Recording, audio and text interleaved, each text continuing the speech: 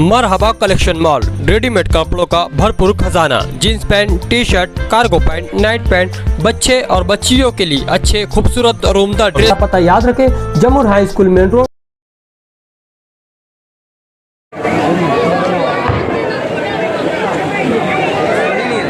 मैं राष्ट्रवादी कांग्रेस पार्टी की जानिब से और मालेगांव शहर की जानिब से इंडिया अलायंस की उम्मीदवार डॉक्टर शोभा बच्चाव का मालेगांव शहर के अंदर ये पहला इलेक्शनी जलसे के अंदर मैं स्वागत करता हूं और इस्तेकबाल करता हूं।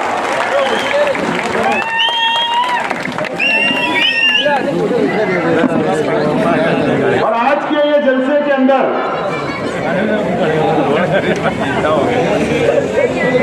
आज हम थोड़ा भाई साइलेंस, मेरे को थोड़ा सी आप बात आपस में मत करो बच्चों, थोड़ा सा प्लीज। और मैं अल्लाह से दुआ करता हूं कि आज हम शेख रशीद साहब के बिना पहला पार्लियामेंट का इलेक्शनी जलसा ले रहे हैं।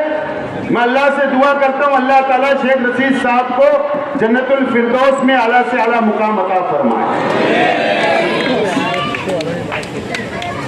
आपको भी शेख रशीद साहब की कमी महसूस हो रही होगी और हम परिवार के लोगों को तो हर मिनट के ऊपर उनकी कमी महसूस होती है। अगर आज शेख रशीद साहब होते तो हमारी इस मंच के ऊपर बैठकर सरपरस्ती करते, तकरीर करते और आप लोगों से वोट मांगते और हमारी क़यादत करते। मैं सबसे पहले मैं तमाम ही शेख रशीद साहब के चाहने वाले, शेख रशीद साहब के पुराने नए, हमारी माँ और बहनें गुरुवार वार्ड की जो शेख रशीद साहब को बहुत मोहब्बत की आप लोगों ने, और पूरी शहर की आवाम से मैं अपील करता हूं कि शेख रशीद साहब थे तो वो हमारे परिवार की सरपरस्ती किया करते थे और आज शेख रशीद साहब नहीं है तो मैं आप लोगों से अपील करता हूं कि आप लोग मेरी और मेरे परिवार की सरपरस्ती करें और हमारा साथ देने का वादा करें।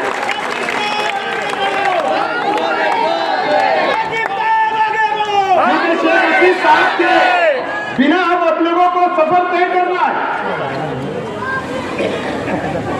शेख रशीद साहब के बिना हम लोगों को अब पार्लियामेंट भी और असेंबली का इलेक्शन भी और कॉर्पोरेशन का इलेक्शन भी शेख रशीद साहब के बिना लड़के हमको कामयाब होना है। शेख रशीद साहब ने अपने 40 साल सियासी जिंदगी में कई लोगों को कॉर्पोरेटर बनाए, कई लोगों को ओहदे दिए, कई वर्करों को बनाने का काम किया, कई मां बहनों को बनाने का काम किया, कई गरीबों के सर के ऊपर हाथ रखा, कई नौजवानों का मुस्तकबिल बनाने का काम किया और ये शहर का विकास और डेवलप करने का काम शेख रशीद साहब ने किया। आज उनके विचार को आगे ले जाना है और वो भी शेख रशीद साहब के बिना हम लोगों का सफर तय करना है। ये शेख आसिफ अकेला सफर तय नहीं कर सकता, मेरा परिवार ये सफर अकेला तय नहीं कर सकता। पार्लियामेंट का इलेक्शन हम अकेले नहीं जीत सकते, असेंबली का इलेक्शन हम अकेले नहीं जीत सकते, हम कॉर्पोरेशन का इलेक्शन अकेले नहीं जीत सकते। आप लोगों का साथ जैसा शेख रशीद साहब के साथ रहा वैसे हमारे और हमारे परिवार के साथ मैं मानता हूं और मुझे उम्मीद है कि आप लोग शेख रशीद साहब कभी ना कभी आपके काम आए होगी और जरूर मुझे उम्मीद है कि आप लोग हमारा साथ दोगे। दोस्तों, ये पार्लियामेंट का इलेक्शन है। मैंने कहा कि जो उन्वान हमारे थे कि शहर के मुकामी लोगों का भी समाचार लेना है, लेकिन मैं आखिर में लूंगा। आज हमारा मुकाबला भारतीय जनता पार्टी से है। एक तरफ इंडिया अलायंस और दूसरी तरफ एनडीए अलायंस। एक तरफ कांग्रेस के नेतृत्व में इंडिया अलायंस बना, गठबंधन बना, और एक तरफ नरेंद्र मोदी की क़यादत में एनडीए तैयार हुआ, एनडीए गठबंधन बना है देश। हमारा देश, हमारे नौजवानों के लिए मैं कहना चाहता हूं, हमारे बुजुर्गों ने जानते हैं, जो तारीख पढ़ते हैं देश की वो जानते हैं। हमारा देश 47 के अंदर हिंदुस्तान आजाद हुआ। उसके बाद हमारा संविधान लिखा गया। संविधान डॉक्टर बाबा साहेब अम्बेडकर ने इस देश के हर मजहब को रहने वाले, हर धर्म के लोगों के लिए इंसाफ करने का काम किया, आजादी देने का काम किया। हर समाज, हर धर्म इस मुल्क के अंदर अपने अपने मजहब से रह सकता है, उसको कोई रोक नहीं सकता। यह हमारा संविधान की खूबसूरती है। भाई जरा खामोश पीछे, यह हमारे संविधान की खूबसूरती है।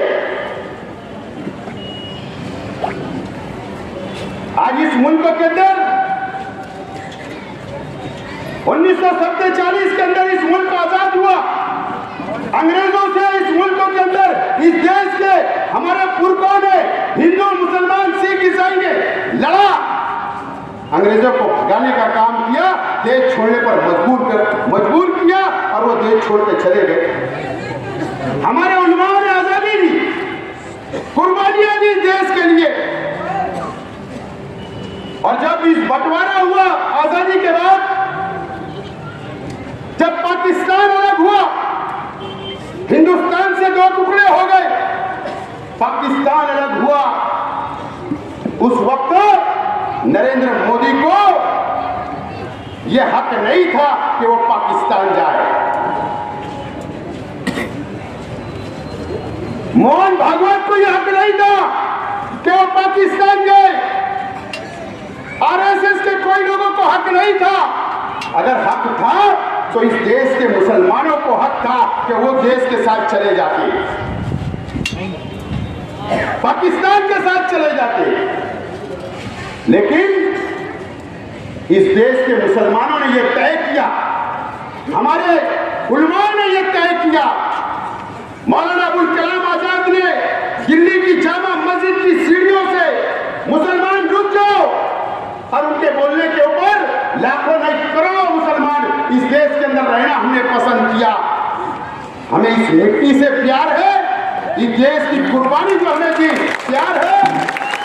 आरएसएस वालों को प्यार नहीं है। हमें देशद्रोही बोलते हो, सिर्फ वो जातिवाद करके वोट हासिल करने के लिए हम पर इल्जाम लगाते हो। अरे देशद्रोही तो साध्वी प्रज्ञा सिंह ठाकुर थी, जिसने मालेगांव के अंदर ब्लास्ट किया। देशद्रोही तो कर्नल पुरोहित था, जिसने मालेगांव के अंदर बम ब्लास्ट किया, वो मास्टरमाइंड था। देशद्रोही तो असीमानंद था, जिसने कबूल किया। ये किसके लोग थे? ये कांग्रेस के लोग नहीं थे। और देशद्रोही जो करता है, जो देश से गद्दारी करता है, वो कोई भी समाज, कोई भी धर्म का हो, उसको कोई जात और धर्म नहीं होती। देश के गद्दार तो तुम्हारी तंजीमें हैं, उनके जिम्मेदार है, हम नहीं। हमने देश से प्यार किया है और प्यार करते रहेंगे।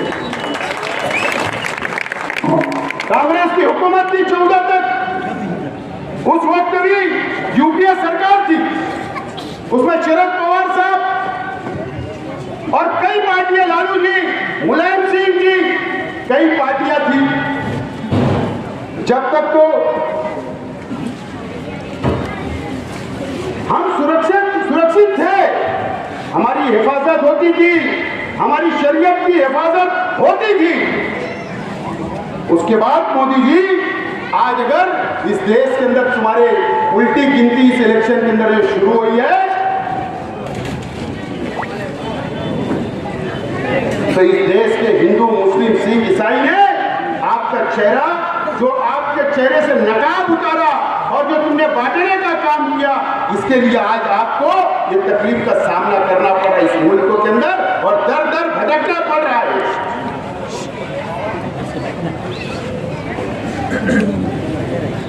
भारतीय जनता पार्टी की सरकार आई, हम बहुत जल्दी भूल जाते। मेरी माँ बहनें इधर गलियों के अंदर सुन रही होगी, याद करो वो दिन जब ये भारतीय जनता पार्टी की सरकार ने ट्रिपल तलाक का बिल लाया, हमारी शरीयत के अंदर मुदाखलत करने का काम किया। क्या इस देश के मुसलमान या अल्पसंख्यक टैक्स नहीं भरता है क्या?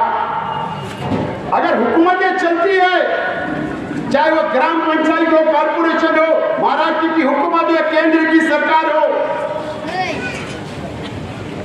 तो इस देश के नागरिक, इस देश की जनता के पैसे से चलती है। जो हम टैक्स अदा करते हैं उसमें मुसलमान भी शामिल है। आपने एनआरसी लगा दिया, आपने सीएए लगा दिया। अब हमको साबित करना पड़ेगा कि हम ये देश के रहवासी है या नहीं, इस देश के नागरिक है या नहीं, हमको सबूत लाना पड़ेगा। इस देश के मुसलमानों ने यहाँ रहना पसंद किया, इस मिट्टी से प्यार किया, इस देश से प्यार किया, इस देश के लिए कुर्बानियां दी।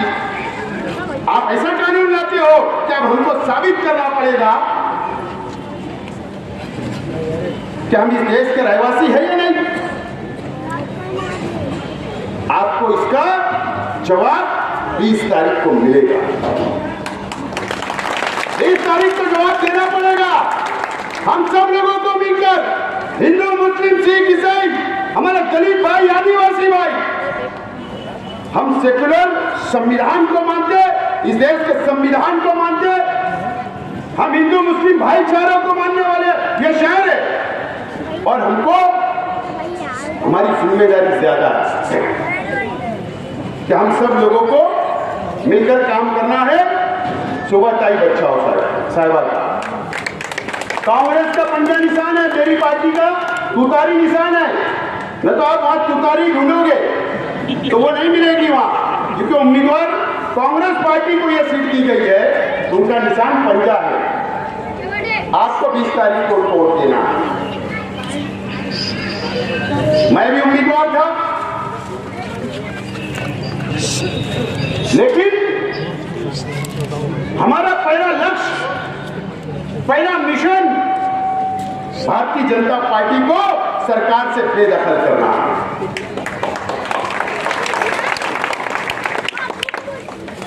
हम वापस हो गए।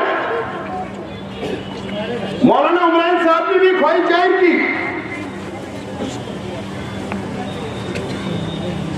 लेकिन ये तो मजहबी आदमी है। हमने हिमायत का ऐलान किया था कि मौलाना लड़ेंगे, हम आपके साथ हैं। मौलाना वापिस हो गए। हमने ताई का पार्टिंबा दिया, मौलाना ने आशीर्वाद दिया। हमारा पहला मकसद, हमारा पहला मिशन भारतीय जनता पार्टी को बाहर निकालकर फेंकना है। हम हमारी आपस की लड़ाई और कभी मौके से उम्मीदवारी का होगी, लेकिन आज वो वक्त नहीं है। ये शहर के अंदर आप भी सोच लेंगे, अजीब और गरीब सियासत चल रही है कि नहीं। लेकिन आज मुझे थोड़ा सी बंधन है, न तो समाचार तो बहुत अच्छा ले सकता हूं, बंधन है। इसके लिए मैं बहरहाल बोलना भी तो जरूरी है, क्योंकि वो छोड़ेंगे क्या अपने को? उनके जलसे में छोड़ेंगे तो अपने को क्यों छोड़ने का? नहीं छोड़ेंगे।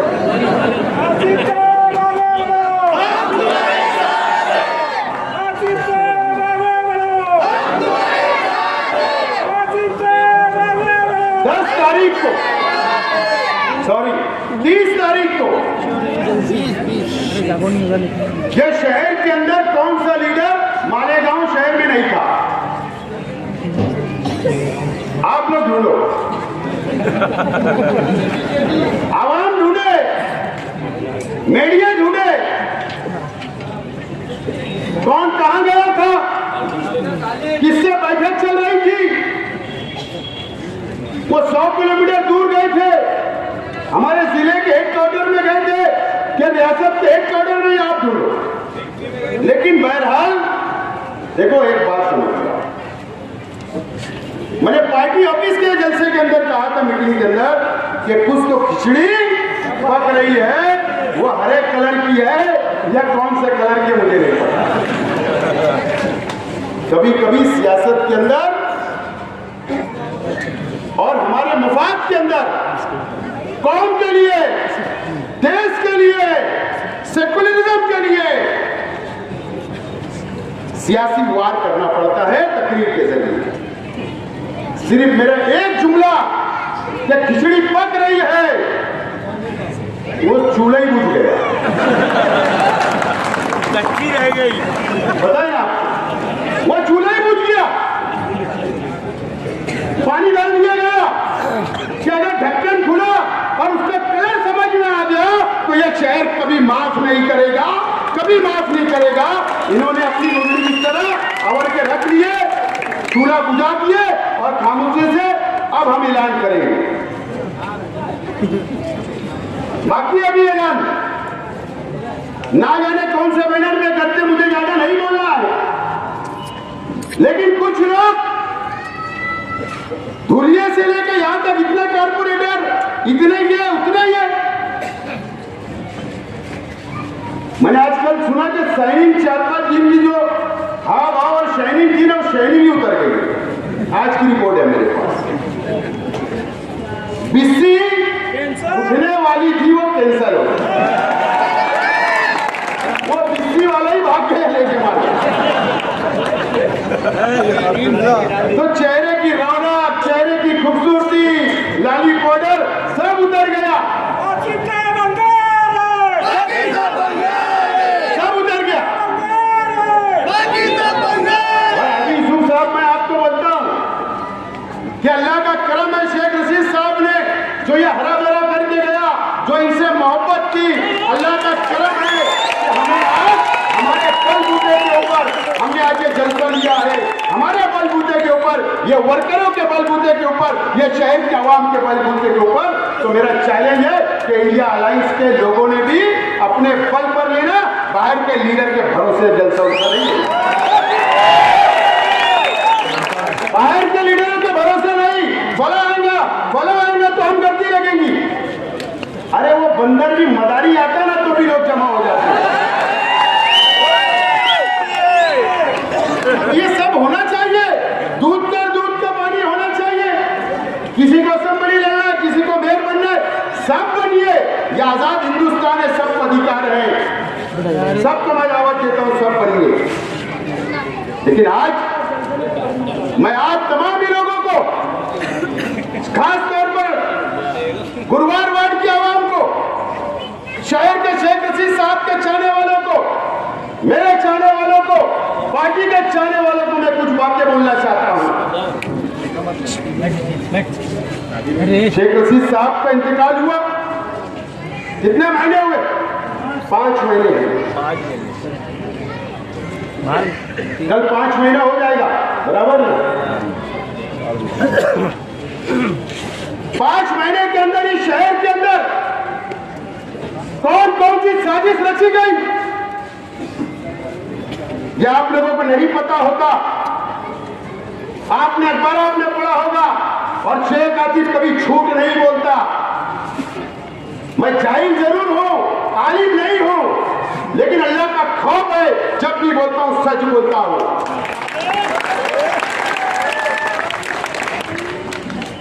क्या श्रीरामपुर के लोग यहां नहीं आए थे? किसके लिए आए थे? मेरे परिवार में से 1-2 लोगों के ऊपर फायरिंग करने के लिए, कत्ल करने के लिए आए थे। अल्लाह का करम है, मुझको पता चला। शहर छोड़ना पड़ा उन लोगों को। पुलिस को मैंने फोटो भी दिया हूं, पुलिस को मोबाइल नंबर भी दिया हूं। अफसोस आज तक इंक्वायरी नहीं, वहां तक तो पहुंचो। अगर कोई हमारे सीने पे आएगा तो हम सिर पे लेके पटकना जानते, लेकिन पहले कानून। कोई हमारी छाती पे आएगा तो सिर पे लेके पटकना जानते, लेकिन हम कानून का पालन करते हैं। कानून के ऊपर भरोसा है, पुलिस पे भरोसा है, उसकी इंक्वायरी पूरी होना चाहिए। गोरखपुर से कौन आया था, यूपी से? कहां वो रुके थे? किसकी मोटरसाइकिल इस्तेमाल हुई? क्यों इंक्वायरी नहीं हुई? जब कोई मर जाएगा मेरे परिवार का, जब मेरे पे फायरिंग हो जाएगी, जब पुलिस इंक्वायरी करेगी, पुलिस पे इंक्वायरी करना पड़ेगा। पुलिस तो बहुत मोबाइल प्रेस निकालती है, मैं तनकीद नहीं कर रहा हूं, लेकिन आपको संजीदगी से सोचना पड़ेगा। कौन उनका पैसा बुला रहा था? कौन उनको घर दे रहा था रहने के लिए? कौन मोटरसाइकिल दे रहा था? कौन हमारे घर की, हमारी ऑफिसों की चौकसी करवा रहा था, निगरानी करवा रहा था? उसकी इंक्वायरी होना चाहिए। ये आज 5 महीने के अंदर ये सुनना पड़ रहा। अभी एक हफ्ता पहले एक जगह मीटिंग हुई, अबे असेंबली लड़ो, पार्लियामेंट लड़ो, कुछ भी लड़ो, मर्द जैसा लड़ो, मर्द जैसा। जैसे हम उतरते हैं और लड़ते हैं, हारते हैं, जीतते हैं, लेकिन छोड़ के मैदान कभी भागते नहीं है, आपके साथ खड़े रहते। मीटिंग हुई, ठीक है, मुबारक हो, लड़ना चाहिए, सबको अधिकार है। मेरे परिवार से पिछले हफ्ते एक बच्चे से मीनारा होटल के पास कुछ टक्कर किसी की हो गई, उसको फोन करके बोला जा रहा कि गाय को कंप्रोमाइज किया। बोले शेख खलील भी मर गया, शेख खलील भी मर गया, शेख रशीद भी मर गया। बोले अब इनको घेर लो।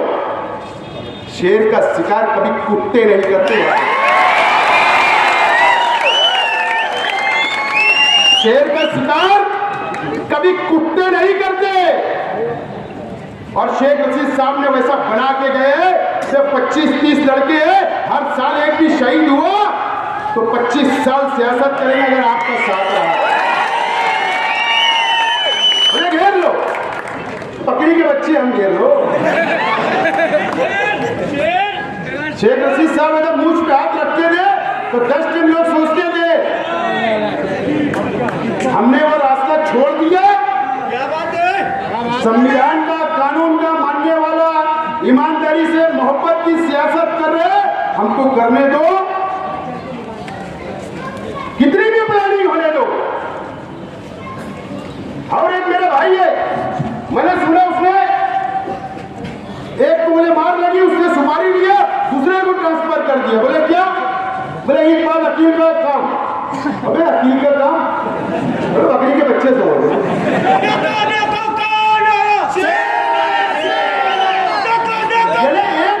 एक आदमी रहा, एक परिवार दुश्मन रहा, तो समझ सकते।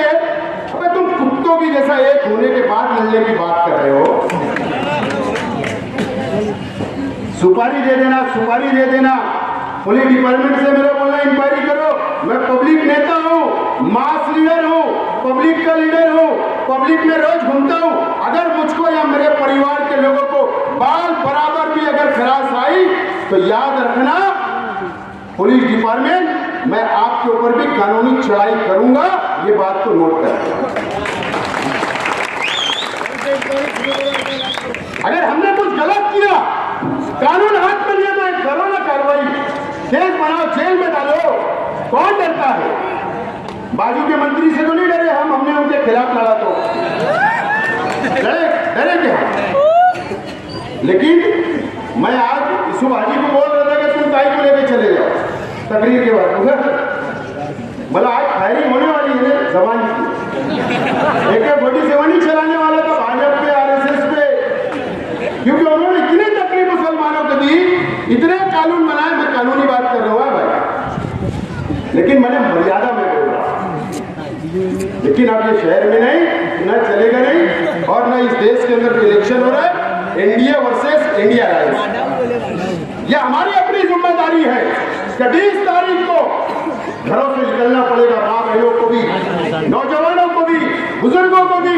आपके घर रिक्शा आए ना आए, वर्कर आए ना आए, अगर आपके पास स्लिप नहीं पहुंची तो 2 दिन पहले हासिल करो और अपने पोलिंग बूथ के ऊपर जाकर कांग्रेस के पंजा निशान पर हमको वोट देना है और इंडिया अलायंस को सत्ता पे बैठाना है, ताकि काले कानून जो हमारे खिलाफ बने वो काले कानून खत्म हो जाए। मैं अपने आप लोगों से सकता हूँ, कांग्रेस से इख्तिलाफ हो सकते मेरे, तुम्हारे हो सकते, मुल्कों के हो सकते, लेकिन ये जगह नहीं है, ये वक्त नहीं है। पहला नंबर बीजेपी हमारा दुश्मन है, उसके अलावा हमारा कोई दुश्मन नहीं है, सब हमारे भाई भाई है। हम अलायंस में देखो कितने लोग की तस्वीर लगी है, सोनिया जी, ममता जी, येचुरी जी, जयंत पाटिल जी, केजरीवाल जी, उद्धव ठाकरे जी, स्टालिन जी, राहुल जी, अखिलेश जी, तेजस्वी यादव, कितने लोग हमारे साथ है। ये अलायंस अगर जीत जाएगा तो हम सुरक्षित रहेंगे, काले कानून नहीं बनेंगे, हम आजादी से जी सकते हैं और इंशाअल्लाह मुझे उम्मीद है कि हम सब मिलकर, हिंदू मुस्लिम सिख ईसाई मिलकर ये भाजपा का खात्मा करेंगे और 4 जून को जब नतीजे आएंगे तो इंडिया अलायंस की हुकूमत बनेगी। मैं आपसे अपील करता हूँ 20 मई को वोट देने के लिए निकलना है।